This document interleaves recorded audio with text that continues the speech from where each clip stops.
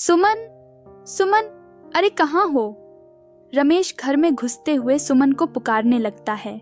सुमन कमरे से बाहर निकलती है तो रमेश हंसते हुए उसकी बाहें पकड़ घुमाने लगता है। अरे अरे मैं गिर जाऊंगी। सुमन हतप्रभ सी हो रमेश को रोकती है। रमेश उत्साहित हो सुमन को बताता है कि ऑफिस के कार्य से हंगरी बुडापेस्ट जाना है। इस बहाने हमारे लिए भी एक बदलाव हो जाएगा। तुम साथ चलोगी ना? रमेश सुमन की ठुड्डी ऊपर उठाते हुए पूछता है। सुमन हल्के से मुस्कुराकर सिर हिला देती है। सुमन और रमेश के विवाह को 40 साल हो गए। बच्चे हुए नहीं। रमेश हमेशा ऑफिस में ही व्यस्त रहता।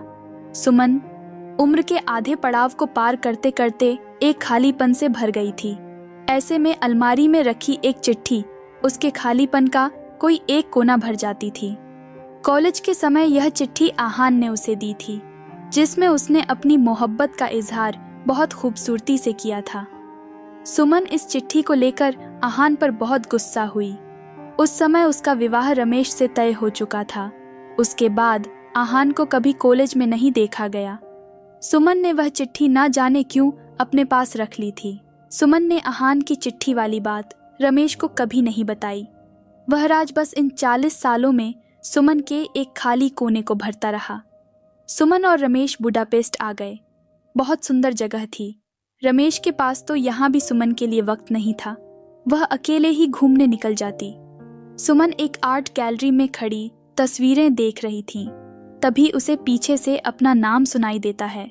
सुमन पीछे मुड़कर देखती है तो एक लंबे बालों वाला 65-70 साल का आदमी खड़ा था। सुमन उसे देख बुरी तरह चौंक जाती है।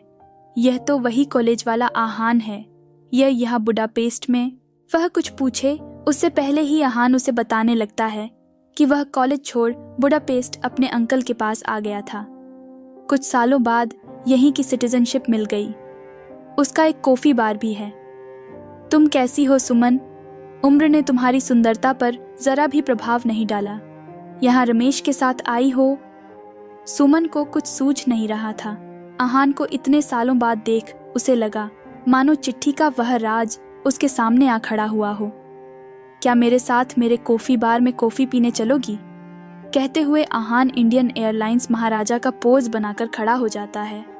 सुमन खिलखिलाकर हंस देती है। उस हंसी में सुमन के अंदर एक नई उमंग की कोपल फूटती दिखाई दी। रमेश ऑफिस मीटिंग में इतना व्यस्त रहता कि चाहकर भी सुमन को समय नहीं दे पा रहा था। आहान से उसकी मुलाकात हो चुकी थी। उसने सुमन को बुडापेस्ट घुमाने की जिम्मेदारी आहान को सौंप दी थी। सुमन और आहान के बीच बुडापेस्ट घूमते हुए एक विशेष दोस्ती का रिश्ता बनने लगा था। एक दिन टहलते हुए सुमन जरा सुस्ताने पेड़ के सहारे खड़ी हो जाती है। उसकी सांसें तेज तेज चल रही थीं। आहान भी वहीं आकर खड़ा हो जाता है। हंसते हुए बोलता है, लगता है तुम बूढ़ी हो रही हो। यह सुन सुमन की हंसी निकल जाती है। अचानक आहान अपने तपते ओठों को उसके ओठों पर रख देता है। सुमन के शरीर में एक तरंग सी दौड़ पड़ती है। सुमन को ऐसा महसूस हुआ मानो उसने प्यार की उस तस्वीर को पा लिया हो जिसे वह हमेशा रमेश में खोज रही। सुमन के अंदर प्यार की एक नई उमंग उठने लगी थी, पर वह यह राज रमेश से छुपाना नहीं चाहती थी।